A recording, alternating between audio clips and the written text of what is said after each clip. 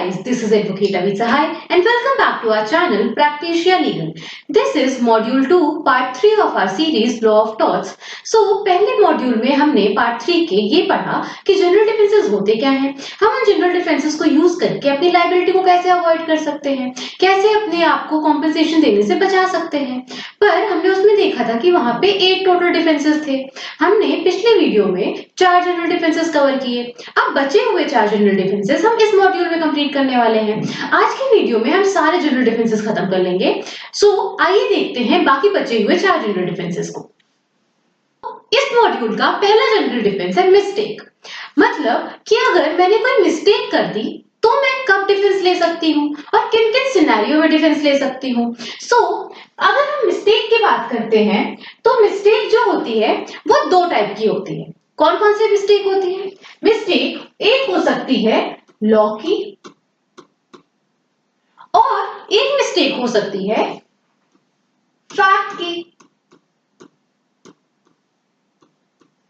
अब हमें देखना होगा कि हम मिस्टेक ऑफ फैक्ट में डिफेंस ले सकते हैं या मिस्टेक ऑफ लॉ में डिफेंस ले सकते हैं। अगर हम मिस्टेक ऑफ लॉ की बात करते हैं तो मिस्टेक ऑफ लॉ के लिए एक लीगल मैक्सिम है जो बताती है कि इग्नोरेंशिया जुरिस नॉन एक्सक्यूजेट। इग्नोरेंशिया मतलब इग्नोरेंस, जुरिस मतलब लॉ, नॉन मतलब होता है नो एंड एक्सक्यूजेट मतलब होता है एक्सक्यूज। इसका मतलब होता है इग्नोरेंशिया जुरिस नॉन एक्सक्यूजेट का मतलब होता है कि ignorance of law is no excuse. अगर कोई इंसान है, फॉर एग्जाम्पल एक पर्सन है जो कंट्री ए से कंट्री बी जा रहा है और वो बहुत सारा ड्रग कैरी करके लेके जा रहा है, फिर उसको पकड़ लिया जाता है और वो वहां पे ये डिफेंस लेता है कि मुझे पता नहीं है कि कंट्री बी में ड्रग जो है वो इलीगल है, हम ड्रग नहीं ले जा सकते। तो क्या यहाँ पे उसको कोई डिफेंस मिलेगा? क्या यहाँ पे वो ये एक्सक्यूज यूज कर सकता है कि उसको लॉ ही नहीं पता था? तो हमें लॉ बताता है, हमें ये मैक्सिम बताती है कि हम ये डिफेंस नहीं ले सकते। इग्नोरेंस ऑफ लॉ कोई एक्सक्यूज नहीं होता, ये कोई डिफेंस नहीं होता। अगर आप एक कंट्री में रह रहे हो या आप एक कंट्री में ट्रैवल कर रहे हो तो ये एक्सपेक्ट किया जाएगा आपसे कि आपको वहां का लॉ पता है। अगर आपको नहीं पता, इट्स योर फॉल्ट। इसके लिए आप डिफेंस नहीं ले सकते कि मुझे तो लॉ ही नहीं पता था। अब कोई इंसान है, वो कुछ भी स्मगल करके यहाँ से वहां लेके जा रहा है, मान लो बहुत सारा गोल्ड ही स्मगल करके लेके जा रहा है और एक कंट्री है वहां पे कुछ अमाउंट होता है, कुछ लिमिट होती है कि आप इतना ही गोल्ड लेके जा सकते हो और आप फ्लाइट से जा रहे हो तो आप इतनी ही क्वांटिटी का गोल्ड अपने साथ कैरी कर सकते हो। अगर वो यहाँ से वहां लेके जा रहा है और वो बोलता है कि मुझे पता ही नहीं था कि यहाँ पे कोई लिमिटेशन होती है, मैं इतना ही गोल्ड लेके जा सकता हूँ, क्या यहाँ पे कोई डिफेंस लग सकता है? यहाँ पे डिफेंस नहीं लग सकता। क्यों? यहाँ लॉ की बात हो रही है। अब फैक्ट के लिए मिस्टेकन नहीं हूं, अब तो लॉ के लिए ही हूं, तो आप लॉ के लिए कोई एक्सक्यूज नहीं ले सकते। अब हम बात करेंगे मिस्टेक ऑफ फैक्ट की।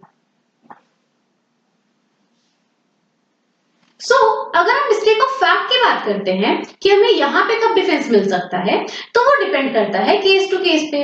केस टू केस का मतलब होता है कि वो डिपेंड करेगा कि कौन सा टॉर्ट कमिट हुआ है, वहां पे किस टाइप की मिस्टेक हुई है। आइए हम देखें कि मिस्टेक ऑफ फैक्ट में हम कब डिफेंस ले सकते हैं।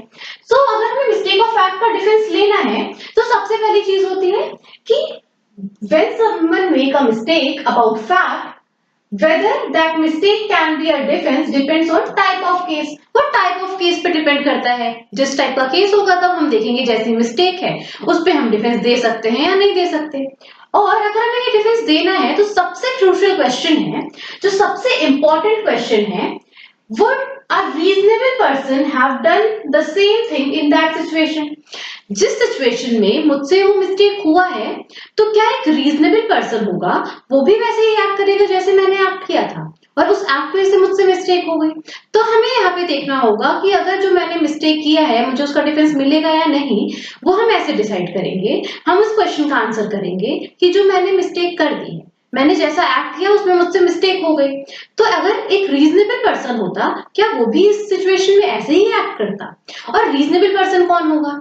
रीजनेबल पर्सन होता है पर्सन जो कि केयरफुल हो और कॉशियस हो। कौन होता है रीजनेबल पर्सन? रीजनेबल पर्सन होता है जो पूरी केयर के साथ और कॉशन के साथ अपना काम करे, नेग्लिजेंटली कुछ भी ना कर दे, पूरा रिस्पॉन्सिबिलिटी के साथ अपना काम करे, बट फिर भी अगर कुछ मिस्टेक हो जाती है तो हम उसको ये डिफेंस दे देंगे। मिस्टेक हुई है ये इंपॉर्टेंट नहीं है, ये देखना नहीं होता कि मिस्टेक हुई है या नहीं हुई है। पर मैंने जैसे एक्ट किया है, क्या मैं रिस्पॉन्सिबल और सेंसिबल तरीके से एक्ट करती हूँ या नहीं?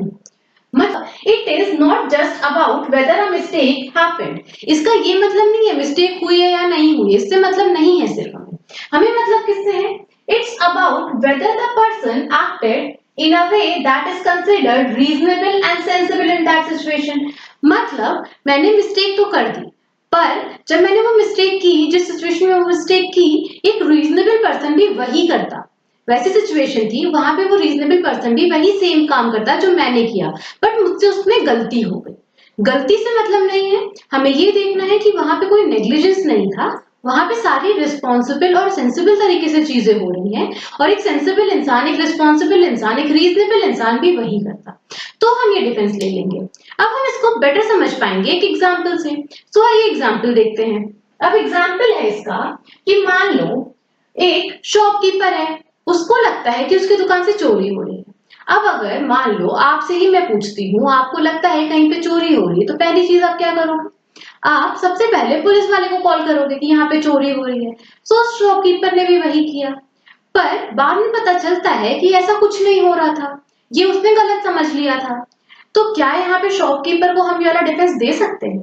बिल्कुल दे सकते हैं, क्योंकि अगर कोई भी एक रीजनेबल पर्सन है जो कि पूरा केयरफुली काम करता है, कॉशन के साथ काम करता है, वो भी उस सिचुएशन में कॉल ही करता पुलिस वाले को। उसने भी कॉल कर दिया, उसने कोई मारपीट तो शुरू नहीं कर दी कि वो अनरीजनेबल तरीके से हैंडल कर रहा था, उसने पुलिस वाले को कॉल किया कि यहाँ पे चोरी हो रही। ठीक है, उससे गलती हो गई, वहां पे चोरी नहीं हो रही थी, पर इसका ये मतलब नहीं है कि हम उसको लाइबल कर देंगे।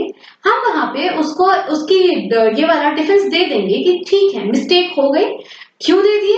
क्योंकि उसने रीजनेबल मैन के तरीके से वहां पे सिचुएशन को हैंडल किया, इसलिए यहाँ पे उसको वो डिफेंस मिल गया। और हम यहाँ पे ये भी देखते हैं कि अगर वो अनरीजनेबल तरीके से देखता, अगर वो अनरीजनेबल तरीके से सिचुएशन को हैंडल करता, वो मारने लगता, और यहाँ पे पता चलता कि उससे मिस्टेक हो गई, उस इंसान ने चोरी ही नहीं की थी, तो ये डिफेंस नहीं लगता।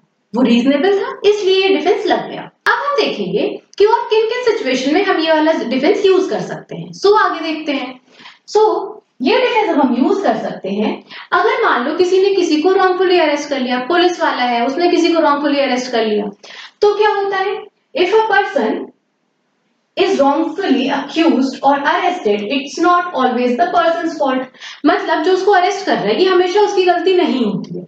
अगर हमने ये ऐसी लाइबिलिटी लगा दी, मान लो हमने ऐसा डिफेंस नहीं दिया, सो क्या कोई पुलिस वाला अपना काम फ्रीली कर पाएगा? बिल्कुल नहीं कर पाएगा। क्यों? क्योंकि अगर मान लो उसने किसी को गलती से सस्पिशन में अरेस्ट कर लिया, उसको लगा कि ऐसा कुछ गलत काम वो कर रहा है, वो अक्यूज्ड है, सो क्या हम हर बार पुलिस वाले को लाइबल कर देंगे? उसकी लाइबिलिटी से बचने के लिए तो फिर वो अपना काम एफिशिएंटली करेगा ही नहीं। ऐसे ही अगर हम प्रोसिक्यूटर को लें जो कि केस स्टार्ट करता है, मान लो वो किसी और के लिए केस स्टार्ट कर रहा है बट वो पर्सन इनोसेंट हो, तो यहाँ पे प्रोसिक्यूटर की लाइबिलिटी बना दी जाएगी। पर अगर यहाँ पे प्रोसिक्यूटर का कोई मैलिस नहीं था और उसने गलती से किसी के अगेंस्ट केस स्टार्ट कर दिया, तो वहां पे वो भी लाइबल नहीं होगा। मिस्टेक यहाँ पे मान ली जाएगी कि ठीक है उसने मिस्टेकली उसका काम उसके लिए केस शुरू कर दिया। फिर अगर हम देखें, मान लो कोई सीरियस क्राइम हो रखा है, ऐसा है कि if a serious crime actually happened और पुलिस वाले को अच्छा खासा रीजन लगता है, रीजन टू बिलीव है कि यहाँ पे जो अरेस्टेड पर्सन है उसी ने किया है, पर तब भी अरेस्ट गलत हो जाता है, तो पर्सन इनोसेंट निकल जाता है। लास्ट में जब पूरा ट्रायल हो जाता है तो पर्सन इनोसेंट निकल जाता है। तो क्या हम यहाँ पे पुलिस वाले को वो करेंगे, लाइबल करेंगे? नहीं करेंगे। हम यहाँ पे मान सकते हैं कि उससे गलती हो गई, उसके पास रीजन टू बिलीव था, उसने कर दिया। पर इन सारे केसेस में, ये सारे केसेस में, इनफैक्ट इन केसेस में भी मैलिस नहीं होना चाहिए। अगर मैलिस है, मतलब अगर आपके मन में कोई चीज है, आपको पता था कि वो इनोसेंट है, तब भी आपने उसको अरेस्ट कर लिया, उसके अगेंस्ट केस स्टार्ट कर दिया, तब आप ये वाला डिफेंस नहीं ले सकते। मैलिस एब्सेंट होना चाहिए। यही बात कहता है लास्ट वाला पॉइंट, कि अगर कोई इंसान ये दिखाता है कि आपने मेरे को अरेस्ट किया, आपने मेरे अगेंस्ट एक्शन लिया, आपके अंदर मैलिस था, तो मुझे यही प्रूव करना होगा ये वाला डिफेंस लेने के लिए कि मेरे अंदर कोई मैलिस नहीं था। मैंने ये सारी चीजें की हैं क्योंकि मेरे पास रीजन टू बिलीव था। एक रीजनेबल मैन इस सिचुएशन में यही करता। तभी मैंने किया था, मेरे मन में कोई मैलिस नहीं था। तो इस डिफेंस को आप तभी यूज कर सकते हो जब आपके मन में मैलिस ना हो और आप ये प्रूव कर दो कि एक रीजनेबल मैन इस सिचुएशन में ऐसे ही एक्ट करता, मतलब केयरफुली और कॉशन के साथ आपने एक्ट किया था बट आपसे गलती हो गई, तो ये डिफेंस आपको मिल जाएगा। अब हम मूव ऑन करते हैं अपने नेक्स्ट डिफेंस पे। नेक्स्ट डिफेंस है हमारा नेक्स्ट डिफेंस है हमारा प्राइवेट डिफेंस। प्राइवेट डिफेंस क्या होता है? लॉ हमें खुद ही राइट देता है कि हम अपने आप को डिफेंड कर सकते हैं। और लॉ और किन किन लोगों को डिफेंड करने की राइट देता है? हम प्राइवेट डिफेंस का यूज करके अपने आप को प्रिवेंट कर सकते हैं, अपने पर्सन टू प्रोटेक्ट देमसेल्फ, या किसी और पर्सन को भी प्रोटेक्ट कर सकते हैं, या फिर अपनी और उनकी प्रॉपर्टी को प्रोटेक्ट कर सकते हैं। तो मतलब हम प्राइवेट डिफेंस कहाँ पे एक्सरसाइज कर सकते हैं? खुद को बचाने के लिए अपने आप को बचाएंगे प्राइवेट डिफेंस, किसी और को बचाने के लिए, मान लो कोई लड़के हैं, वो कुछ लड़के हैं, वो एक लड़की को छेड़ रहे हैं, ईव टीजिंग कर रहे हैं, तो मैं जाके उस लड़की को बचाती हूँ, तो भी प्राइवेट डिफेंस का हम यूज कर सकते हैं। फिर अगर हम अपनी प्रॉपर्टी बचा रहे हो या फिर हम किसी और की प्रॉपर्टी बचा रहे हो, तो भी हम प्राइवेट डिफेंस का डिफेंस ले सकते हैं। कब हम ये प्राइवेट डिफेंस का यूज कर सकते हैं? हम इन प्राइवेट डिफेंस का यूज कर सकते हैं जब हमारे पास इमिनेंट थ्रेट हो। इमिनेंट थ्रेट बहुत इंपॉर्टेंट है, मतलब इमीडिएट या इमिनेंट थ्रेट। अब इसके लिए एग्जांपल समझते हैं। इमिनेंट थ्रेट क्या होगा? मान लो मैं इस रूम में हूँ, मैं लेक्चर ले रही हूँ और मेरे रूम के बाहर बहुत सारे लोग आके खड़े हो जाते हैं और वो वेट कर रहे हैं कि मैं बाहर निकलूं तो वो मुझे पे अटैक कर दे, या वो बहुत जोर जोर से दरवाजे को ऐसे तोड़ने का ट्राई कर रहे हैं और अंदर घुसने का ट्राई कर रहे हैं। अगर ऐसा हो रहा है तो यहाँ पे इमिनेंट थ्रेट है और यहाँ पे मैं कुछ भी अपने आप को बचाने के लिए, मान लो मैंने अपने हाथ में एक बॉटल ले ली, मैंने अपने हाथ में एक नाइफ ले लिया कि मुझे इतने सारे जो लोग आके बाहर खड़े हैं वो अटैक ना कर दें, तो ये प्राइवेट डिफेंस में कवर हो जाएगा। पर फॉर एग्जाम्पल मान लो यहाँ से कुछ लोग हैं थोड़ी दूर पे और वो मेरी तरफ अटैक करने आ रहे हैं और वहीं पे मेरा एक दोस्त खड़ा था, उसने वो बात सुन ली कि वो कुछ लोग मुझे अटैक करने आ रहे हैं। अब वो मुझे कॉल करके बोलता है कि तुम बच के रहना, तुम्हें कुछ लोग आ रहे हैं ढूंढते हुए, तुम्हें अटैक कर देंगे, उनको पता है तुम कहाँ हो। तो अब यहाँ पे क्या हुआ, वो लोग कुछ दूर हैं और मैं अपने रूम में हूँ, तो मेरे पास ये जो टाइम पीरियड है जो यहाँ से वहां से यहाँ तक आएंगे, मैं पुलिस वाले को बुला सकती हूँ। तो मैं इस केस में नहीं कह सकती कि यहाँ पे इमिनेंट थ्रेट था। क्यों? इमिनेंट मतलब इमीडिएट, मतलब मैं अगर ऐसे एक्शन नहीं लूंगी तो मैं अपने आप को बचा नहीं पाऊंगी, मेरे पास कोई और सोल्यूशन नहीं है। इमिनेंट थ्रेट होता है तो हम ये वाला प्राइवेट डिफेंस यूज करते हैं। पर अगर हमारे पास टाइम होता है तो हमारा सबसे पहला काम होता है कि हम कोई और सोल्यूशन ढूंढे, जैसे पुलिस को बुला ले तो वो मुझे प्रोटेक्ट कर लेगी। और इसमें और थर्ड इंपॉर्टेंट, सबसे इंपॉर्टेंट पॉइंट क्या होता है कि reasonable and proportionate force he use कर सकती हूँ मैं अपने आप को डिफेंड करने के लिए। प्राइवेट डिफेंस यूज करने के लिए मेरे पास राइट है कि मैं यूज कर सकती हूँ, इमिनेंट थ्रेट है मैं यूज कर सकती हूँ, पर वो हम कौन सा फोर्स यूज कर सकते हैं खुद को बचाने के लिए? रीजनेबल और प्रोपोर्शनेट। रीजनेबल और प्रोपोर्शनेट का मतलब, जैसे अब कुछ लोग मेरे तरफ लाठी लेके आ रहे हैं या बैम्बू स्टिक या कुछ ऐसा लाठी जैसा लेके आ रहे हैं मारने के लिए, और मैंने क्या किया, मैंने अपने अलमीरा से निकाली गन और मैंने शूट कर दिया, और फिर बाद में क्या डिफेंस लिया कि मैं तो प्राइवेट डिफेंस के लिए ये की, मैंने तो खुद को बचाने के लिए ये किया। तो क्या हम ऐसा कर सकते हैं? बिल्कुल नहीं। वो लाठी लेके आए थे, मैं भी लाठी ले सकती थी, मैं भी ऐसा कोई फोर्स यूज कर लेती, पर मैंने तो गन ही निकाल ली। यहाँ पे प्रोपोर्शनैलिटी कहाँ है? उनकी लाठी मेरी गन कहाँ से हुई? ऐसे ही हमने पिछली वाली वीडियो में जब हम लास्ट डिफेंस देख रहे थे, प्लेंटिफ द रॉन्ग डूअर वाला, तो वहां पे हमने एक केस देखा था। कौन सा केस था? बर्ड वर्सेस होलब्रुक का केस। इसमें क्या होता है, बर्ड जो है प्लेंटिफ है, वो होलब्रुक के गार्डन में चला जाता है, वो एक स्ट्रे पीकॉक को रिट्रीव करने के चक्कर में वो गार्डन में चला जाता है, और होलब्रुक थेफ्ट से बचने के लिए, ट्रेसपासर्स से बचने के लिए वहां पे कंसील्ड स्प्रिंग गन्स लगा रखा होता है और वहां कोई वार्निंग साइन नहीं होता है। तो ये जो ट्रेसपासर होता है बर्ड, ये वहां जाता तो अपने पीकॉक को रिट्रीव करने के लिए है, पर उसको इंजरी हो जाती है स्प्रिंग गन से। अब यहाँ पे क्या हम प्रोपोर्शनैलिटी देख रहे हैं? वो किसी के घर में जा रहा है, वहां पे ट्रेसपास हो रहा है, पर यहाँ पे उसने स्प्रिंग गन ही लगा रखे हैं जहाँ पे कोई वार्निंग साइन ही नहीं है, तो यहाँ पे कोई प्रोपोर्शनैलिटी ही नहीं बन रही है। आप ट्रेसपासर को इंजरी पहुंचा रहे हो एक स्प्रिंग गन से, क्या यहाँ पे कोई रीजनेबल और प्रोपोर्शनेट हमारा फोर्स अप्लाई हो रहा है? बिल्कुल भी नहीं।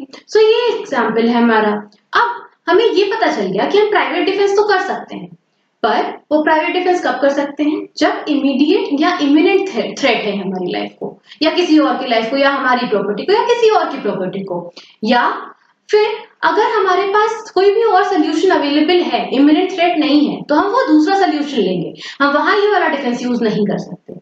और सबसे इंपॉर्टेंट बात, हम जो फोर्स यूज करेंगे वो प्रपोर्शनेट होना चाहिए। हम किसी को भी, अगर कोई लाठी लेके आ रहा है, कोई स्टिक लेके आ रहा है, हम उसको गन से नहीं मार सकते। उसमें हमने देखा बर्ड और होलब्रुक का केस, क्योंकि वहां भी प्रोपोर्शनैलिटी नहीं रहती है। अब हम देखेंगे अपना थर्ड डिफेंस। अब हमारा डिफेंस है act done by statutory authority. अब मान लो किसी को लॉ ने या गवर्नमेंट ने परमिशन दे रखी है, स्पेशल परमिशन पावर दे रखी है to do something that would normally be considered a wrong और टॉर्ट। मतलब एक गवर्नमेंट है या लॉ है, उसने ऐसे इंसान, किसी इंसान को परमिशन दे रखी है, अगर वो काम वो इंसान बिना परमिशन के करता तो वो टॉर्ट होता, बट उसके पास परमिशन है तो ये टॉर्ट नहीं होगा, यहाँ पे ये उसके पास डिफेंस अवेलेबल है। अब मान लो कि एक गवर्नमेंट है, उसने किसी कंपनी को डैम बनाने का परमिशन दे रखा है, प्रोजेक्ट दे रखा है।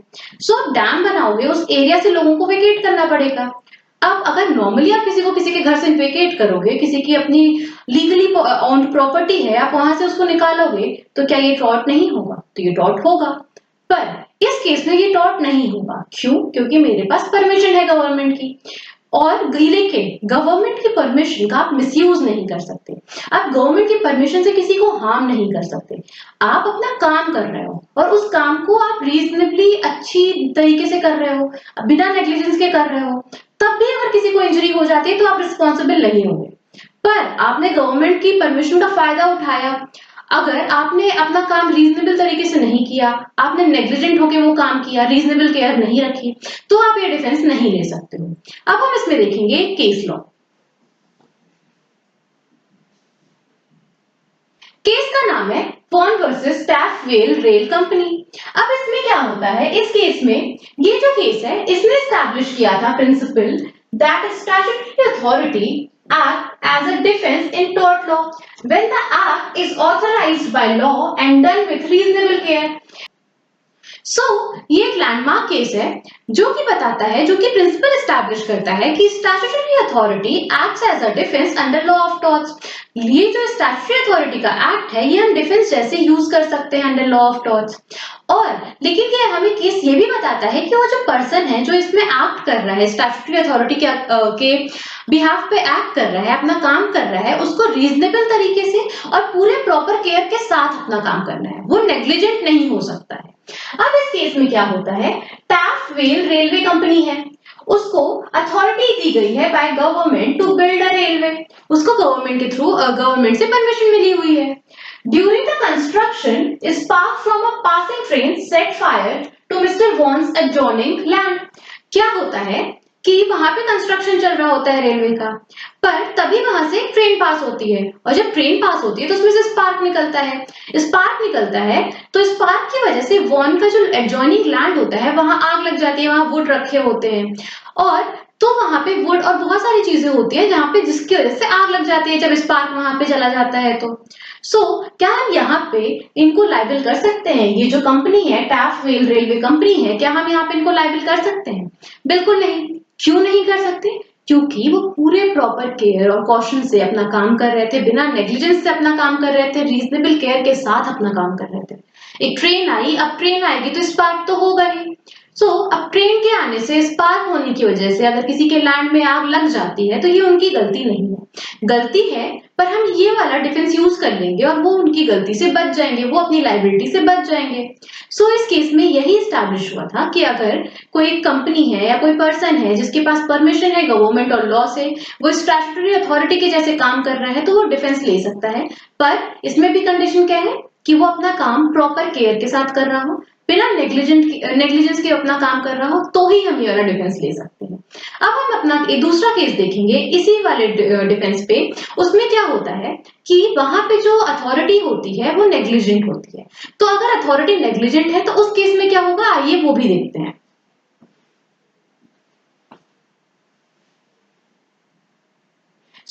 ये भी बहुत लैंडमार्क केस है। इस केस का नाम है Smith versus London and South Western railway company.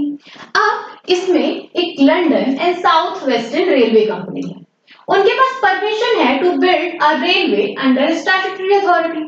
उनके पास परमिशन थी बिल्ड करने के लिए रेलवे को। अब क्या होता है, during the work the railway workers left cut grass and other dry materials. ये जो रेलवे वर्कर होते हैं वो नेग्लिजेंटली वहां पे ड्राई ग्रास और अदर ड्राई मटेरियल छोड़ देते हैं। तभी वहां से एक इंजन पास होती है। Near the railway line spark from the train's engine set the dry material on fire and the fire spread to Mr Smith's nearby property. अब उन्होंने वहां पे छोड़ दिया और वहीं से एक ट्रेन इंजन पास होता है। जब ट्रेन इंजन पास होता है तो वहां से स्पार्क निकलता है और वो स्पार्क क्या होता है, वो इन ड्राई मटेरियल और इन ग्रास पे लग जाता है। इसकी वजह से आग लग जाती है उनमें और वो आग फैल जाती है। फैल के वो मिस्टर स्मिथ की प्रॉपर्टी को खराब कर देती है। तो क्या इस केस में हम डैमेज क्लेम कर सकते हैं या इस केस में भी इनको डिफेंस मिल जाएगा, क्योंकि यहाँ पे भी स्टैट्यूटरी अथॉरिटी थी। तो इस केस में हम डिफेंस नहीं लेंगे, इनको डिफेंस नहीं मिलेगा। क्यों नहीं मिलेगा? क्योंकि ये नेग्लिजेंट थे। इन्होंने वहां पे ड्राई मटेरियल क्यों छोड़ा? इनको जब पता था कि ट्रेन आएगी उसमें स्पार्क होगा और उसकी वजह से ये ड्राई मटेरियल आग पकड़ सकते हैं और आग स्प्रेड भी हो सकती है, तो उन्होंने क्यों छोड़ा? अपने नेग्लिजेंस के लिए आप अपनी लाइबिलिटी को नहीं हटा सकते। आप नेग्लिजेंट थे तो आपको अपना लाइबिलिटी पे करनी पड़ेगी, आपको कॉम्पेंसेशन देना पड़ेगा। पर अगर आप नेग्लिजेंट नहीं होते, आप रीजनेबल केयर रख रहे होते वहां पे, तो आप ये वाला डिफेंस यूज कर सकते हैं। अब हम अपने लास्ट डिफेंस पे आते हैं। लास्ट डिफेंस क्या है? नेसेसिटी। नेसेसिटी मतलब कि कुछ बहुत जरूरी था। अगर हम वैसे एक्ट नहीं करते तो बहुत कुछ बुरा हो सकता था। नेसेसिटी मतलब टू अवॉइड ग्रेटर हार्म, मतलब ऐसे एक्ट करना बहुत नेसेसरी था। अगर मैं ऐसे एक्ट नहीं करता या पर्सन ऐसे एक्ट नहीं करता तो बहुत कुछ बुरा हो सकता था, ग्रेटर हार्म हो सकता था। Necessity means doing something that would normally be a tort, like trespassing, but it is done to protect people or save life. मतलब अगर नेसेसिटी नहीं होती और मैं ऐसा कोई काम करता तो मैं टॉर्ट के लिए लाइबल होता, फॉर एग्जाम्पल ट्रेसपासिंग। पर अगर मैं किसी की लाइफ या किसी की प्रॉपर्टी बचाने के लिए ऐसा करती हूँ तो मतलब यहाँ पे मैं ये वाला डिफेंस ले सकती हूँ। अब अगर मैंने किसी और के घर में जाने का ट्राई किया, कूद के गई, क्लाइंब करके गई, तो मतलब मैंने ट्रेसपास किया। लेकिन मान लो उसके घर में आग लगी थी और मैं वहां पे वो आग रोकने के लिए चली गई, वरना उसकी प्रॉपर्टी खराब हो जाती। तो क्या यहाँ पे डिफेंस लगेगा? बिल्कुल लगेगा, क्योंकि वहां नेसेसिटी थी इसलिए मैं वहां गई। और ये वाला डिफेंस एक लीगल मैक्सिम पे बेस्ड है। वो लीगल मैक्सिम क्या है? सैलिस पॉपुली सुप्रीमा लेक्स। अब इसको इंग्लिश में पढ़े तो इसका मतलब होता है the welfare of the people is the most important law. Welfare of the people जो होता है वो सबसे इंपॉर्टेंट लॉ होता है। मतलब अगर हमें किसी को बचाने के लिए, किसी की प्रॉपर्टी को या उनको खुद को बचाने के लिए कुछ ऐसा एक्ट करना पड़े जो कि रॉन्गफुल एक्ट होता नॉर्मली, तो भी हम वो एक्ट कर सकते हैं और हम ये नेसेसिटी वाला डिफेंस ले सकते हैं। अब हमें किसी के घर में नहीं जाना चाहिए, लेकिन अगर उनके घर में हमें दिख रहा है कि थीफ आया हुआ है तो मैं वहां जाके उसको रोक सकती हूँ या मैं वहां जाके पुलिस को बुला सकती हूँ। अगर हमें दिख रहा है कि अगर मैंने ये एक्शन नहीं लिया तो वहां ग्रेटर हार्म हो जाएगा, तो फिर मैं वो एक्शन ले सकती हूँ। अगर वो टॉर्ट भी हो रहा है, अगर मैं जा रही हूँ तो मतलब ट्रेसपास हो रहा है तो टॉर्ट हो रहा है, तो भी मैं ये वाला डिफेंस लेके बच सकती हूँ, मेरी कोई लायबिलिटी नहीं बनेगी। पर इसमें भी एक कंडीशन है कि necessity does not allow carelessness, you still have to act carefully. आपकी केयरलेसनेस की वजह से कुछ नहीं होना चाहिए। मतलब कि आपने खुद ही केयरलेसली ऐसा कुछ कर दिया जिसकी वजह से वहां आग लग गई और फिर आप खुद ही जाके बचा रहे हो, यहाँ पे आप केयरलेस नहीं होने चाहिए। आप प्रॉपर रीजनेबल तरीके से काम कर रहे हो और तब आप जाके ऐसा कुछ कर देते हो जो कि नॉर्मली टॉर्ट होता, पर यहाँ पे जरूरी था इसलिए आपने किया, तो आपको ये डिफेंस मिल जाएगा। आप केयरलेस हो गए तो ये डिफेंस बिल्कुल नहीं मिलेगा। अब इसके एसेंशियल देखते हैं। एसेंशियल क्या है? There must be real immediate danger, मतलब ऐसा होना चाहिए कि वहां पे रियल और इमिनेंट डेंजर होना चाहिए, जो कि मैंने अभी समझाया कि वहां पे अगर लोग तुरंत बाहर खड़े होते तो मैं यहाँ पे कोई भी एक्शन ले सकती थी। पर अगर लोग दूर खड़े हैं तो मेरे पास बहुत सारे सोल्यूशन है, पुलिस बुला सकती हूँ, मैं फैमिली को बुला सकती हूँ। अगर यहाँ नेसेसिटी का भी देखें तो इमिनेंट डेंजर होना चाहिए और रियल डेंजर होना चाहिए। अगर मैं वहां नहीं पहुंच, अगर मान लो आग थोड़ी सी है तो मैं फायर ब्रिगेड को बुला सकती हूँ।